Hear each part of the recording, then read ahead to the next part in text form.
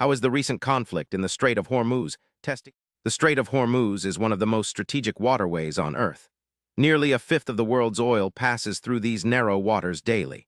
This makes it a hotspot for geopolitical power plays. Any disruption here can spike global oil prices and shake economies worldwide. Both the U.S. and Iran know this, making it a critical area for their tense standoff. In recent months, we've seen a surge in incidents.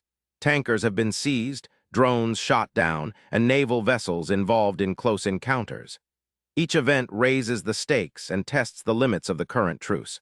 These provocations seem calculated to pressure the other side without triggering full-scale conflict. The truce between the U.S. and Iran is delicate. Neither side wants an outright war, but they use indirect tactics and proxies to assert dominance. This strategy keeps tensions simmering, making the strait a powder keg. The challenge is maintaining restraint while protecting national interests. Because the strait is a key artery for oil shipments, any escalation threatens global energy security. Even minor skirmishes can cause oil price shocks, affecting markets and consumers globally.